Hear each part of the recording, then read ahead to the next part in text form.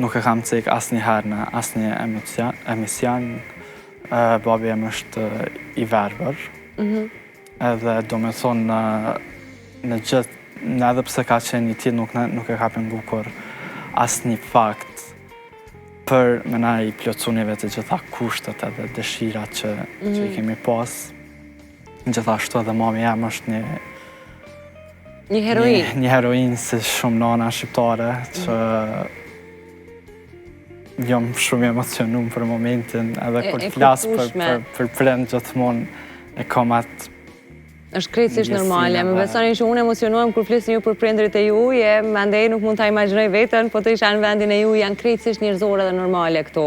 Ermal, e bukura është që po mbeste ajo krenaria që ti ke arrit me i bo ata krenar. Po më thua për babin që pavarësisht rrethanave të tij dhe humbjes së shikimit, nuk ka nguruar në asnjë moment edhe nuk e ka ndalu veten me të përkra. Në çfarë periudha ai ka humbur shikimin? Normale ke qenë ti i ri, ke qenë në jetë apo ka ndodhur shumë më përpara? Kjo ndoshta është edhe pengu që e kam, sepse babi e ka humbur shikimin para se unë më ardh në jetë. Edhe do me thonë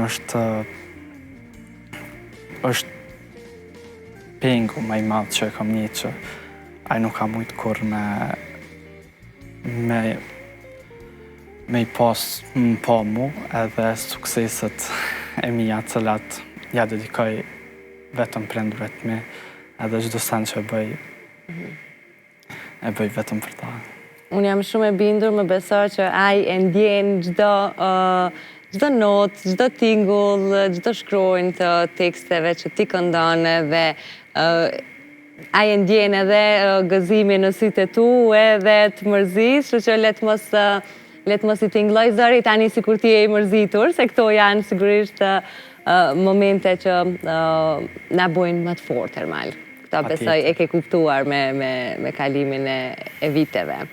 Plus, ke përpara një sfidë madhe që i kemi festivalin, andaj mos u dorëzo. Çka pret prej festivalit? Prej festivalit këngës magjike, me rëndësi është që kam pas një performansë shumë të mirë, kënga është duke u prit shumë mirë nga gjithë kritikat e muzikës edhe publiku gjithashtu. Kështu që besoj që kjo është arritja më e madhe, pastaj ajo pjesa gjysmë finale, pikët e këto, nuk është që kanë shumë rëndësi për mu.